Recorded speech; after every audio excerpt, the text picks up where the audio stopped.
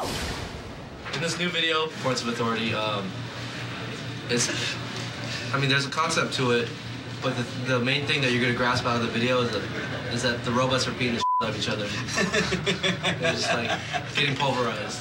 I have like this whole like ethereal, like intellectual, like thought process that went behind it, but it's too complicated. The kids like to see the robots beat the shit out of each other.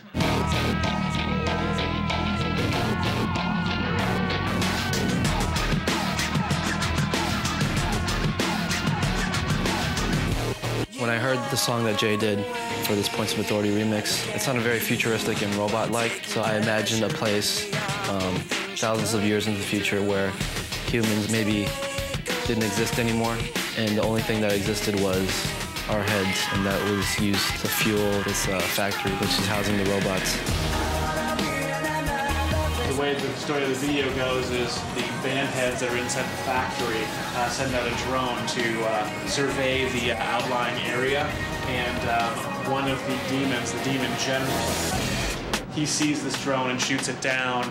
The factory is ambushed by these creatures because they want to get to the power source, which is our heads.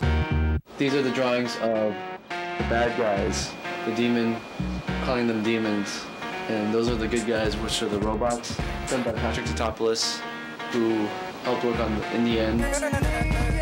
Myself and Pts.of.Athrty, and we basically just sat down and drew for like a week and created this whole world, everything from the guns to the snow to the environments, to the factory, to the robots, to the creatures. I think there was something like 140 shots, and we had to pretty much design each one. Basically, we come up with pencil drawings, and we get those pencil drawings and we make color renderings. And here you see a more atmospheric concept drawing, giving us an indication of the color and the mood of the scene, as well as fleshing in some of the detail of the machinery in here.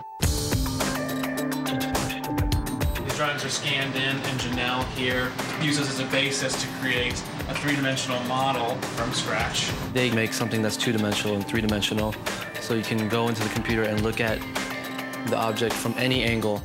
So you can see here the hub assembly. You see these little blue dots are the heads. It's kind of like sculpting. We pretty much did a real-life sculpture in the computer. We implemented those 3D models into our storyboards and created each individual scene. So we took the basic animation, threw all the lighting and environmental things in it, tweaked the images a bit to soften them up and do depth of field and blur gags, and the final is what you see here. And that'll be on screen for about 2.5 seconds. Yeah. During the video. But you'll know it when you see it.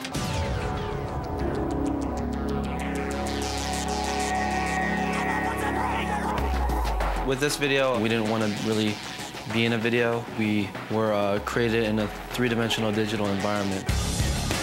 This is me, right here. This is the rest of the guys. What we did was we had this big laser machine. It's kind of like an MRI. It's a machine that goes around our heads and captures every detail in every dimension and duplicates our heads in the computer. What I've done is I've taken a bunch of photographs of Chester and gotten the best angles. Like this is part of the front of his photograph, this would be the side, blended them together. I flatten it out and put it over something I export from the 3D program that shows where the geometry is going to lay down. Textured on eyebrows, lips, stubble where his mustache has been recently shaved. There's veins and arteries and things in his brain. You see all these wires and cables connected to us so that we're powering the robots. Say I wanted to hit the F sound while he's singing for or forfeit. He'd bring his lip up behind his teeth. If I want him to seem angry, I can clench his lips, lower his brow into a sneer.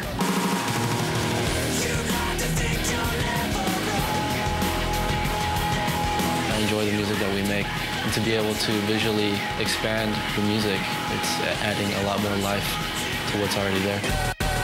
I just think that most videos, people aren't willing to take chances. They play everything very safe. By not playing it safe and showing artistic integrity, you're going to have something that is going to be played for a long time and be remembered for a long time, instead of just being played for a couple weeks.